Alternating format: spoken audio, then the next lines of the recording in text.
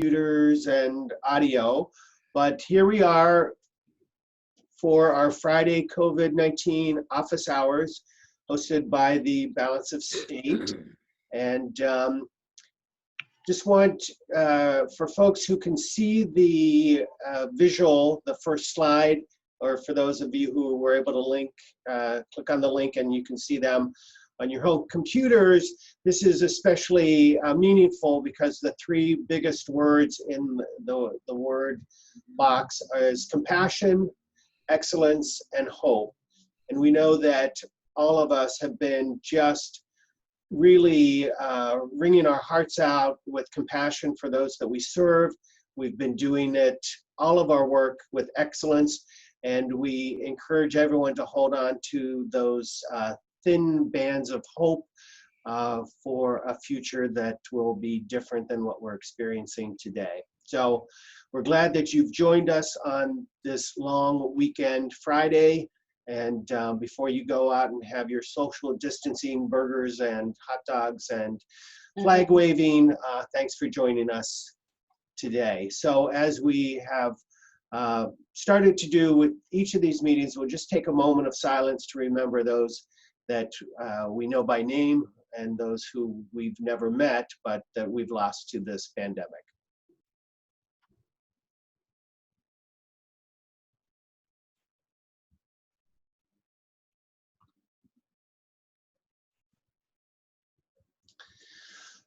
So thanks for that.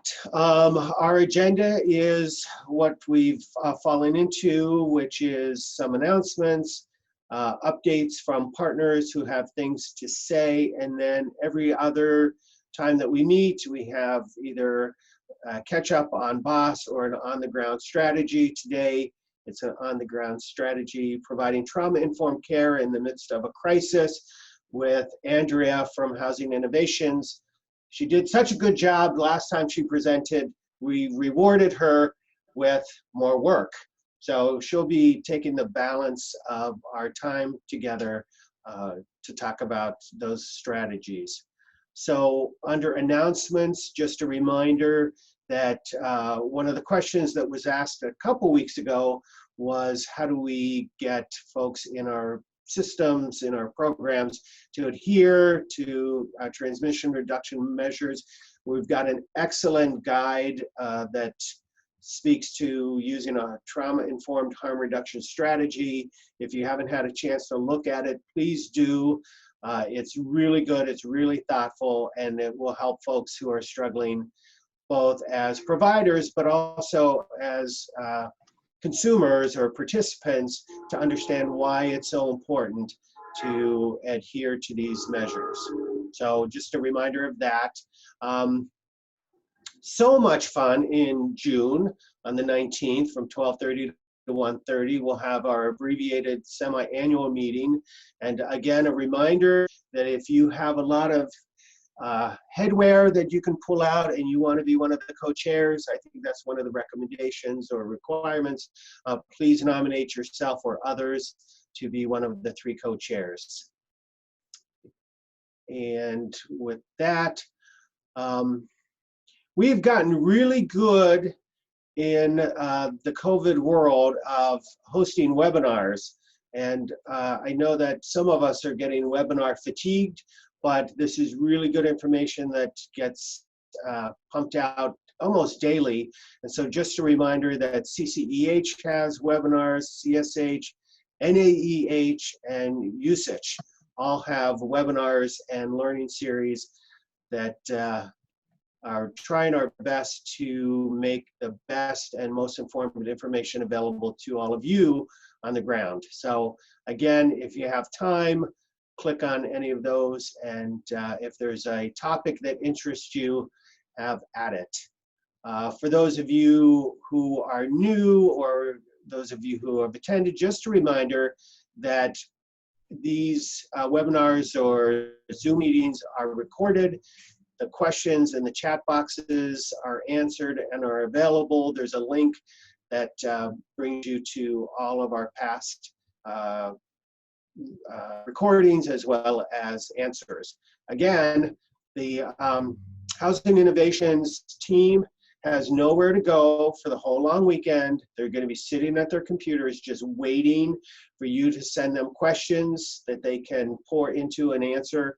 So ctboss@gmail.com. Again, another great resource that we want to remind you of from HUD. So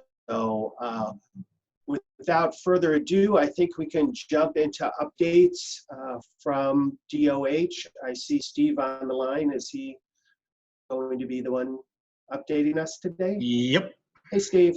All right. Good morning, everyone, and happy few hours before a long weekend, which I think everybody's looking forward to.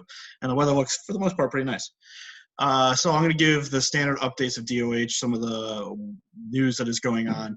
So we'll first start with hoteling. So this week we got approval from OPM to extend the hotel date out to June 30th. So I think that is some really good news. We'll be able to keep folks there. And in addition to that, we know that hoteling is going to end at some point, so we're trying to come up with strategies to be as effective as possible, transitioning folks back to shelter if that need be. And then I'll get into the housing in a little bit later. But in terms of transitioning folks, we're also starting on a large testing protocol in which we are working with our departments of public health and the departments of emergency management to actually go to the hotels and the shelters in one day with the mobile van and do testing of everybody in those locations. So that will also be starting next week. On Wednesday, 4 of our hotels will have all of the folks that are currently residing there tested, including staff. So that's going to be a really great option because then we'll have some good information on who is positive, who is negative, and then that will ultimately help us determine how best to safely move back to shelter when this ends, as well as the number of isolation and or quarantine spaces that we will need once hoteling does end. So it'll kind of help us plan that out. So we're trying to do everything in a very focused and thoughtful manner on that end. Now, in terms of housing resources, which is the ultimate goal, because if everybody has their own place to live, we don't need isolation space or quarantine space because they'll be able to do it in their own house. So that is, once again, our ultimate goal. So the CANs have really come up with 1,000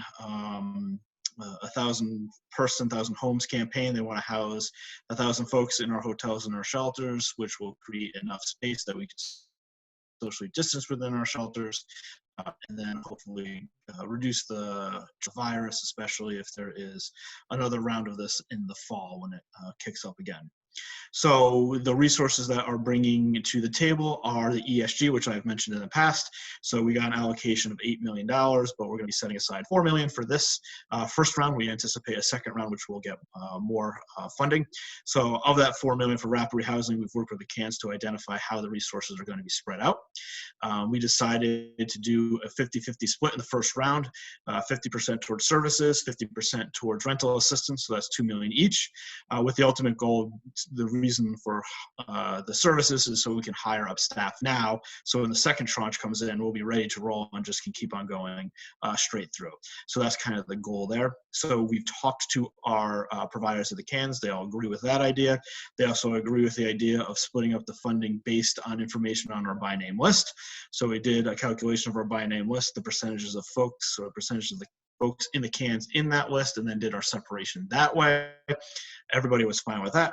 Also going to be contracting with our rapid rehousing providers that already exist, that already provide the match for ESG currently, but then we're also encouraging them to subcontract where needed, so we get more providers at the table so we can kind of spread out and then be able to have a larger response than one organization solely doing it per CAN. So we're excited about that. DOH did sign our contract with HUD this week. We still don't have the money in place, but we are going down the path of already amending contracts. So when the money is in place, we'll be able to pay the providers right then and there and get this kind of going out the door as quick as possible. We also got some additional good news from HUD today. The state of Connecticut got $1.6 million of additional mainstream resources for vouchers, so that'll be about 160 spread out among the housing authorities that had received them in the past. DOH specifically got 472,000, so that's about 47 vouchers, so we'll be splitting those up. But obviously, we're going to be having conversations with other housing authorities to see if they can also prioritize their new resources for the homeless. There's a large chunk of the resources are in Fairfield County, with Stamford and Norwalk getting 300,000 each, and Danbury getting 200,000. So that would be good for the ODFC can, and then we'll kind of free us up to be able to kind of intersperse this through the other sites throughout the state. Obviously, we need to have some services to go with that, so we've started very preliminary conversations with other partners to determine if we can find additional resources for these units. We also have the new COC units that are coming on, so that will be great to add more PSH to the pile. And then also we are working with OPM to try to get our Medicaid program known as CHESS kind of up and off the ground, hopefully within the next month or two, which will add additional resources. So then, as you can see, if we're adding 100 to 200 units of PSH, and we're adding 2 to 4 to 6 to whatever million in rapid rehousing, we are slowly building up the resources we need to meet that audacious goal of housing 1,000 people. So that's where we stand. Things change daily, and hopefully that won't change over the weekend. And then we'll reconvene next week and keep pushing forward. Great, thanks, Steve.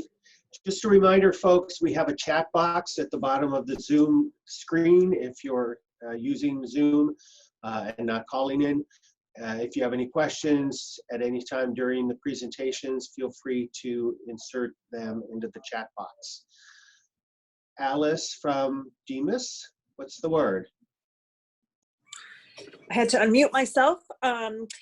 Thanks, everybody. So I have a couple brief announcements, mostly related to our DEMIS waivers, which we had put in place back to the beginning of the pandemic in March 23rd, mostly related to the teleconferencing rather than going to do in-home visits, signatures on documents. We've extended that through June 30th so that providers still can do teleconferencing, waiving the signatures on the documents that are needed.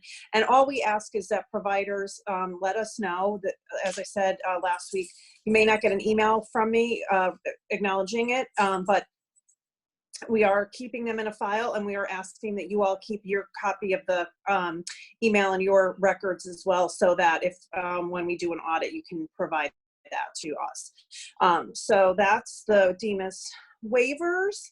I sent out to Liz a link to Washington State is conducting a webinar in the first week of June. I want to say it's June 1st, but I can't remember off the top of my head, on self-care for supportive housing case managers.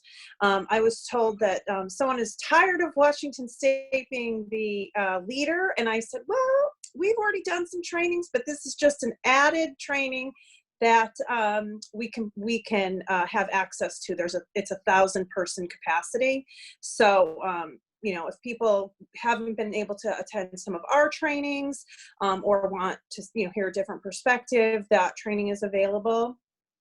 And then finally, I also sent out to Liz a document about keeping babies safe during COVID-19 that was put out by the Office of Early Childhood. So that it's 4 or 5 pages, but has some tips about keeping children and particularly babies safe during COVID-19. So those are the resources we've been we've gotten in the last week. DEMIS has also applied for a crisis counseling grant through FEMA for some of it will be targeted towards folks experiencing homelessness or in supportive housing or staff. And it's a FEMA grant, so it's very short term, and by very short term, I mean 45 days. We can do an extension for 30 days after that. But the idea is it's really to have crisis counselors available to people who are experiencing some type of crisis or trauma related to COVID-19. So it's not ongoing services, but it's going to be, hopefully, if we get the grant, it's going to be really targeted, again, for the trauma and crisis that a person is going through related to COVID-19.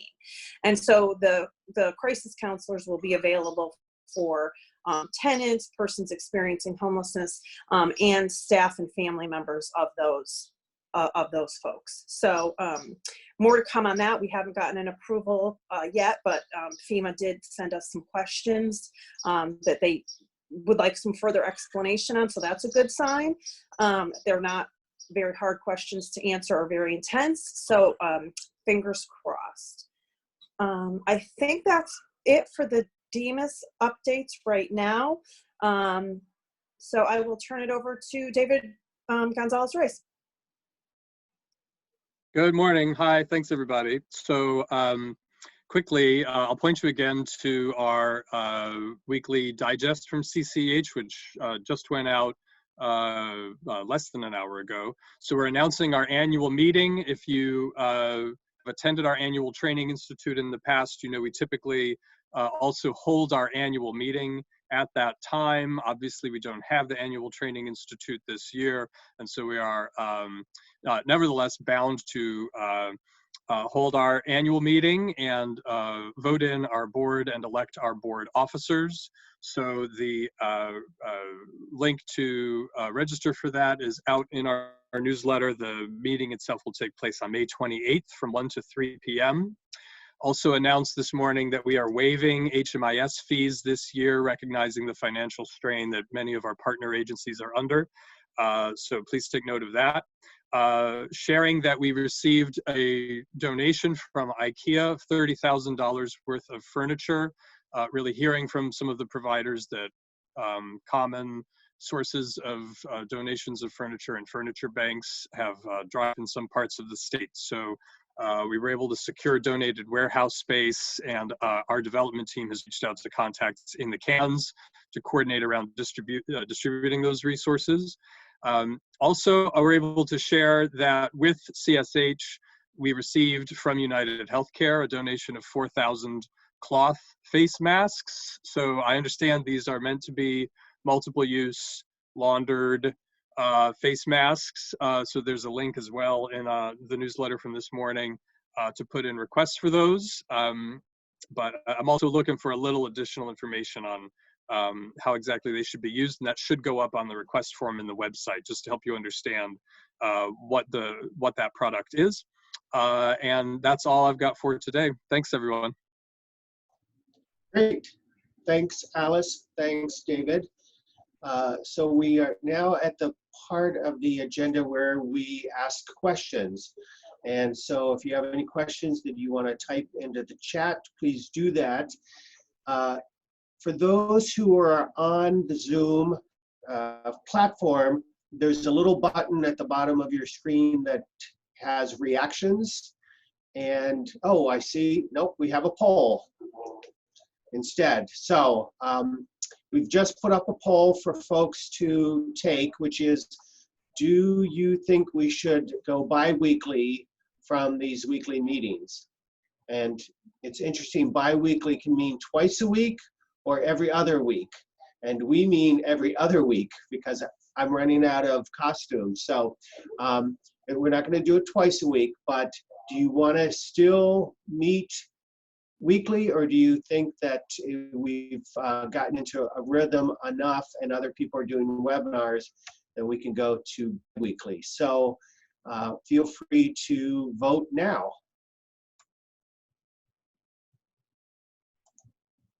So you vote, and then Votes are rolling in. and then there's a submit button. All people know how to do this. 29 people have voted already out of 51. And it's 85% so far for bi-weekly. Okay, we probably have all the votes we're getting. Maybe not some people are on the phone and they may not be on the Zoom. I don't know if we even know that, but. Okay, well, if the general consensus is bi-weekly, we will do that. And I Go ahead. Yeah. Jan. Yeah, it's 26 voting yes to go to every other week, 27 keeps going up, 5 who say no, they want to stay with weekly. So at 32 out of 51 people on the call, and some of us are probably not voting. Okay, so we will go bi-weekly, and for the five people who don't, and they just want to see me every Friday, I will send you my personal Zoom link and we'll get together and have a lot of fun. We do have a question in the chat box. Any updates on the HUD COC NOFA? No.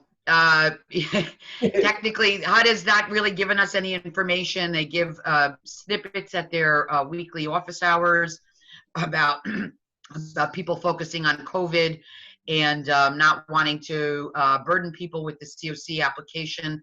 In the House bill, although that hasn't passed around this next stimulus, it does actually talk about not having a competition this year and just using last year's scores to award funds this year. But it's unlikely that bill will pass as it's written. Now that clause could be there, but we are kind of anticipating, because of that, a very limited scope set of requirements for the competition. But that's all we know at this point. Great. And the other question is, are we going to start going bi-weekly, meaning that we'll skip next Friday? I think the general sense is yes, we'll skip next Friday. I feel like there's a lot that we could share with you. So yes, we will send out a notice that says we won't be meeting on the 29th. We'll meet again on June 5th. Okay, so without further ado, drum roll please. Andrea White from Housing Innovations for an on-the-ground strategy. Thanks, John. Good morning, everybody. I'm happy to be here with you. Let's move to the next slide. This is a very brief overview, but we've got some resources. Okay, so we all know that COVID has been traumatic for a lot of people. It's disrupted their schedule. It's scary. Things had to happen fast, which not everybody is comfortable with. And it's re-traumatizing both staff and tenants, because many of our staff and tenants have histories of trauma. So one of the things that we want to do is something you do all the time, is just take the time, take a breath, and really listen to people and help people problem solve. And just remember that all remedies, including wearing a mask, may not work for all people, and we've got to really be able to figure out how to be flexible around that, maybe wearing a mask some of the time, that sort of thing. So we're going to do a brief overview, and we also encourage people to look at the resources at the end of this document. Next slide, please. So one of the things that everybody has to really tune into is what are the reactions to trauma and stress, so that people may not be able to recall, and people may have some loss of sort of short-term memory. What happened? What do you mean I have to do that? I don't understand. They may have negative thoughts about themselves. I'll never be able to do this. I'm going to die anyway. You're probably hearing some of this stuff. They may blame themselves or others for this. This is a conspiracy. People are out to get me, of course, or, you know, I'm never going to be able to do this. People may also go flat. People feel lonely. They feel isolated, which exacerbates a lot of the stress, and they may be depressed. And we want to really look out for depressive symptoms. Okay, next slide, please. You can also see irritability. You can see aggression. I know from talking to some of you all that we see people saying, I'm not going to follow these rules. You can't tell me what to do, that sort of thing. People may indulge in risky behavior and sometimes self-destructive behavior. People may be hypervigilant. And you see that with everybody. If anybody's been in a grocery store lately, people, if you get closer than 5 feet, think you're going to rob them or something. They throw up their hands, and that's the hypervigilance that you're seeing. And that can also be affected by past trauma. People may have a real startle reflex, be surprised a lot. They may have difficulty concentrating and organizing their thoughts, and they may have difficulty sleeping. That's something you really want to look for. So trauma includes three things. It includes events, experience, and effects. And those are the things we want to look at. So we may need to treat everybody in the homeless services as trauma survivors, because in all likelihood, they have experienced some sort of trauma in their life. Okay, next slide, please. So these are the essential components identified by SAMHSA for a trauma-informed organization, and we're going to go through these point by point. So let's go to the next slide. So one is safety, and in order to be safe, we have to have the materials that make us safe. So PPEs, and that people have to feel safe and comfortable in order to think clearly and make a plan and feel in control. So we want to provide education to how people can be in charge of their own health. We want to encourage people to take breaks during the day, take a breath, like John does in the beginning of this session oftentimes. We want to have some distracting activities, and it sounds sort of stupid. I personally hate bingo, but bingo has provided people with a lot of relief because they can focus on something else, have a little fun, be social. So that we want to consider activities that we may not have considered before to help people take a break. We also want a structure that's dependable, because predictability brings more control in the person. Then they can decide if they know what's coming. We want to make sure, of course, that people have access to PPEs. Thanks, David, for making those masks available. People should have masks available. They should know how to wash them if that's a possibility. You should also be prepared with other things that people can socially distance. So I'm going to go back to bingo here, y'all. So what some places are doing is people sit in their doorways. It provides a structure. They're 6 feet apart. They wear masks and they play bingo. We want to structure some of those things in. We also want to ensure that people have people to talk to besides us, because we're preparing people to move out into the community where we're not going to be around all the time. So one of the things that we want to do is encourage people to use things like AA, NA meetings, a buddy system, so that people can, pair up and take care of each other. By the way, that's also recommended for staff, that people be on a buddy system, that you have somebody to talk to. Warm lines have been really helpful. You guys have all those resources. Using peer support as much as possible and as diverse as possible really helps people, and extra points if they can be used once people move into housing, so they can use this experience to plan for that. We want to avoid blaming people. Yes, it's frustrating when people don't wear masks. It's particularly frustrating because sometimes we perceive they put us at risk, but we want to really problem solve around that. And by blaming people, they're just going to back up. It's like in motivational interviewing where you avoid argumentation. We are going to listen to what the reasons for that, and we're going to plan with them about how they can be as safe as possible. This takes a lot of grace. That's the best word for it. Okay, next one. There's also a lot of changing information. People literally don't know who to trust. It's a very difficult thing. So we want to make information available to both staff and tenants as it comes out, and be open about the fact that, like Steve said, this could change any minute. So this is the information right now. We want to work on people's confidence and competence, because that'll help them move forward. We want to point out what they've been able to manage. If they moved into a hotel, that's a huge thing. So we want to talk about how that happened and how they managed that.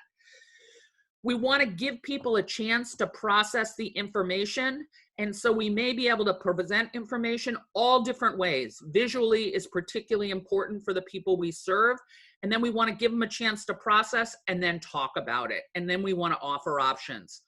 You don't want to offer options when people haven't had a chance to figure out the information, because it panics people. We also want to really focus on what's important to people. Yeah, you want to get back with your kids. Is it going to happen during COVID? Probably not. But you know what? This is something we can plan for in the future. It gives people a structure, and it gives them a means to gauge progress. It also gives them hope for the future. We want to prioritize safety, not necessarily the remedy, right? We want to make sure that we have a range of remedies that can keep people safe. Social distancing at 15 feet outside. Okay, do people have to wear masks? It would be better if they did, but you know what? That's safer than being side by side with people. You want to point out what each person is doing right and congratulate them. Once again, we don't want to shame people for not being able to do it. No, none of this. Where's your mask, right? You might ask, do you have a mask, right? Do you have a mask? Can I get you one? Let's figure this out, right? We want to talk to people about what they're doing right because they're more likely to repeat it. Okay, next slide. We also want to provide resources to people, and we want to provide a range of resources. So if we provide education, we want to ask them what they think is going to be most successful, built on their own experience. We want to give people a chance to process. We talked about that. We want to avoid disregarding.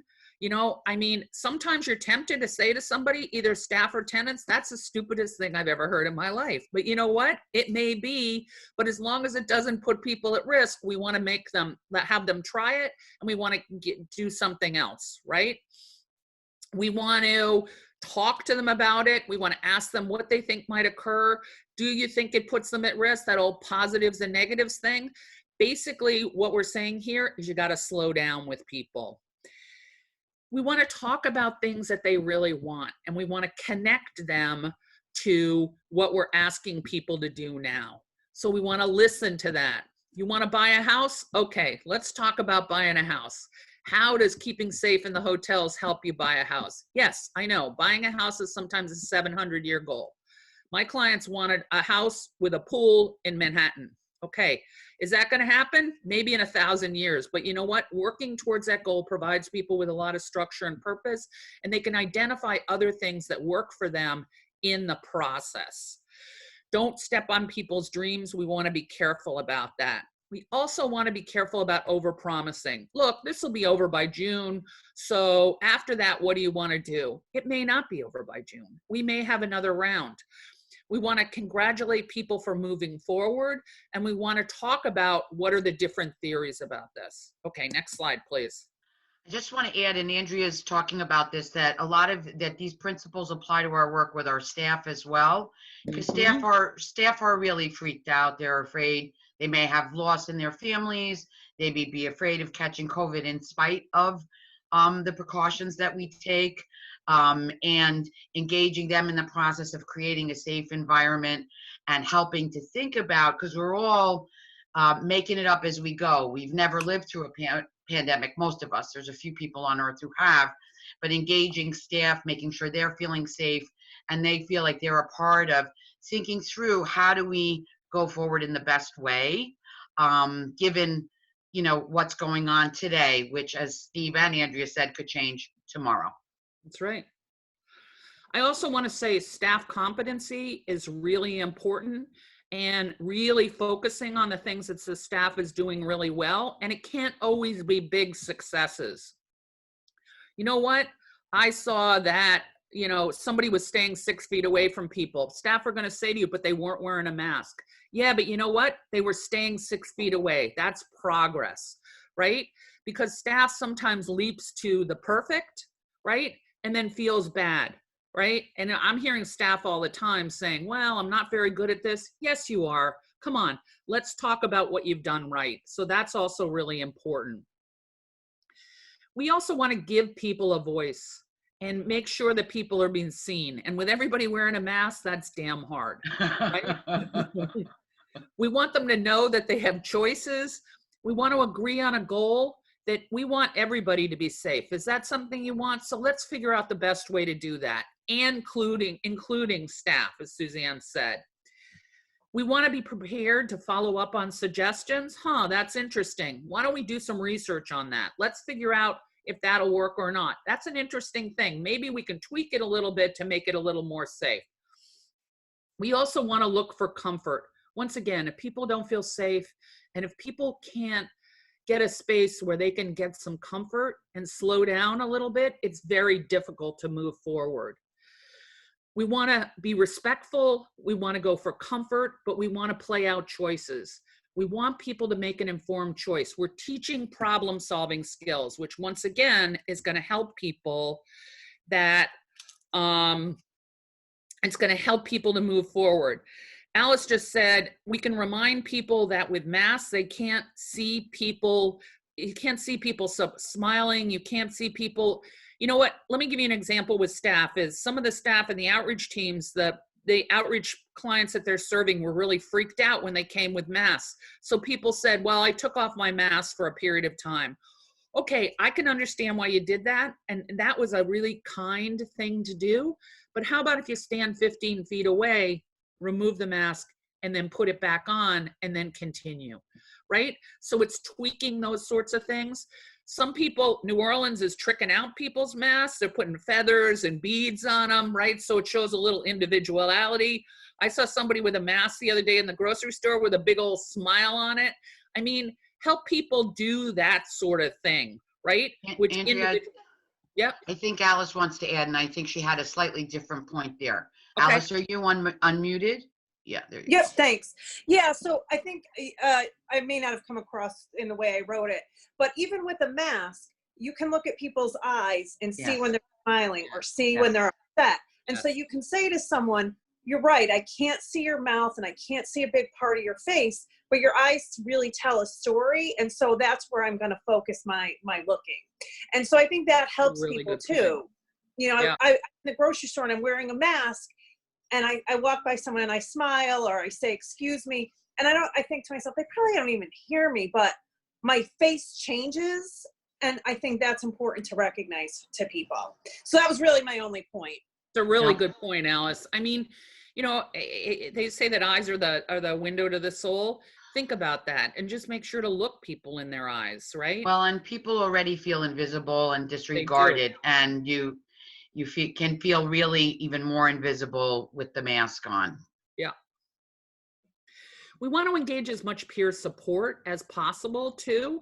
We want to engage peer support within our own agencies.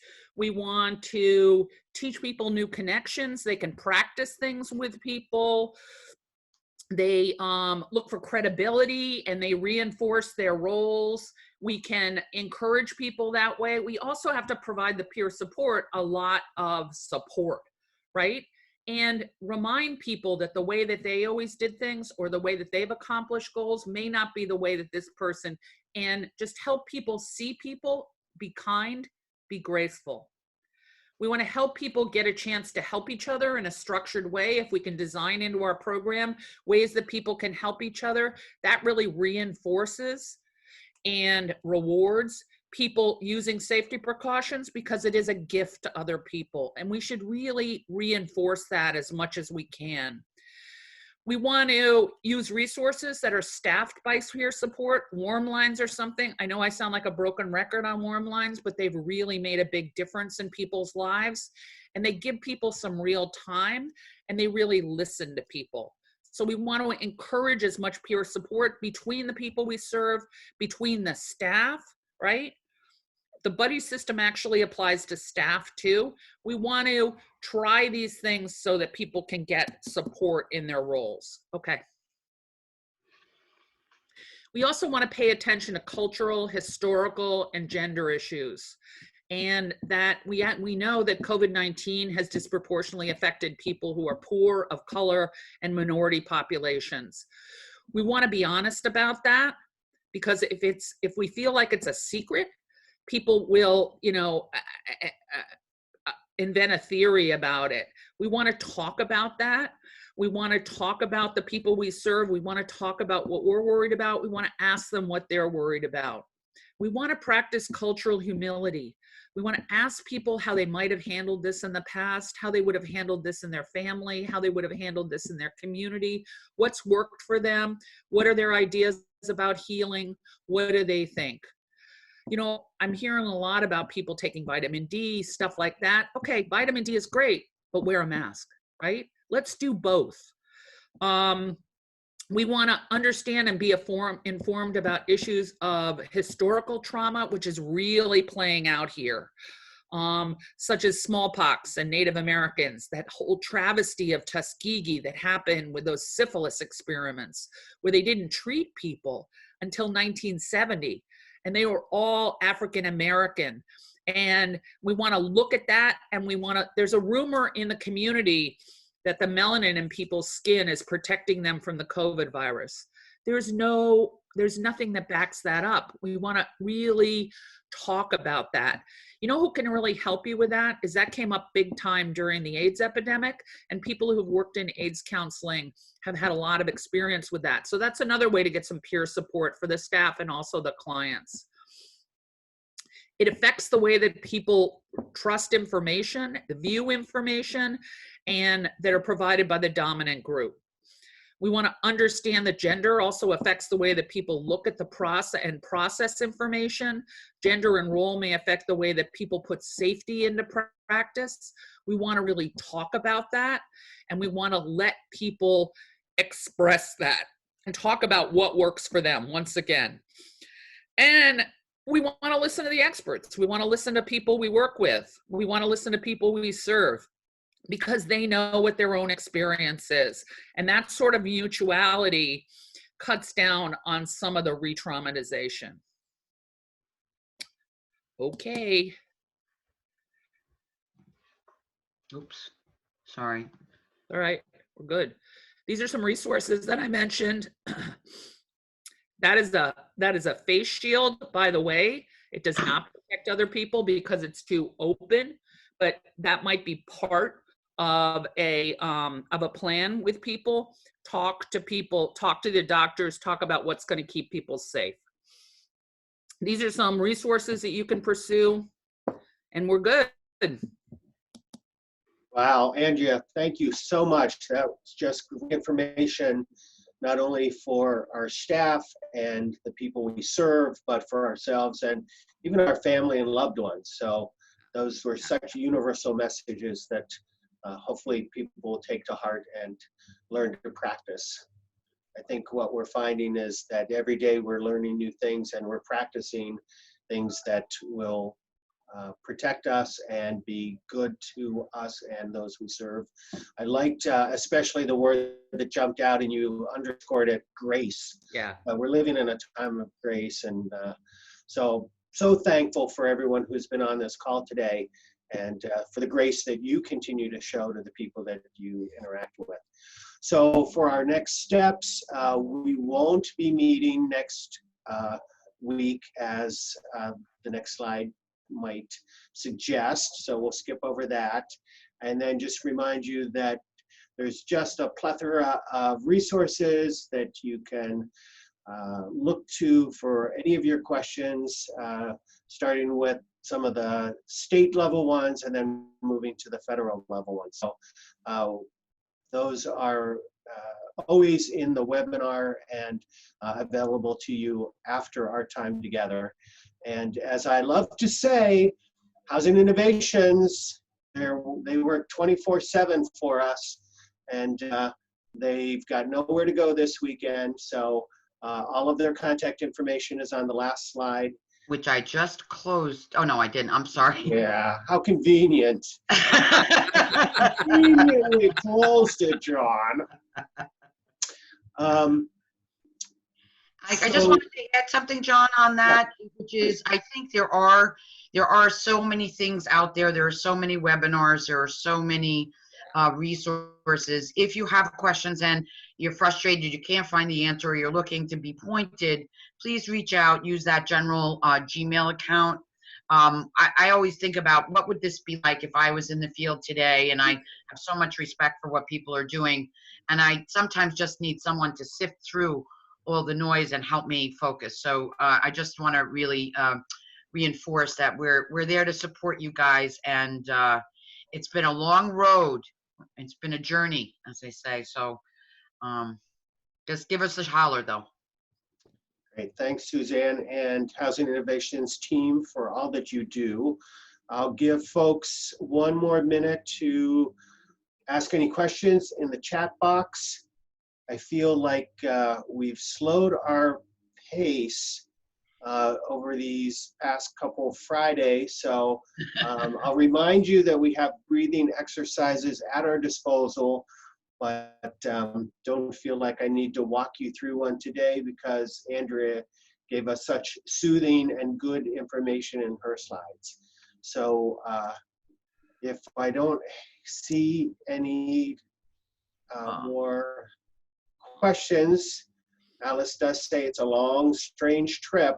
There is. Yeah, and I fear that we're more at the beginning of it than at the end of it, but we'll walk it together.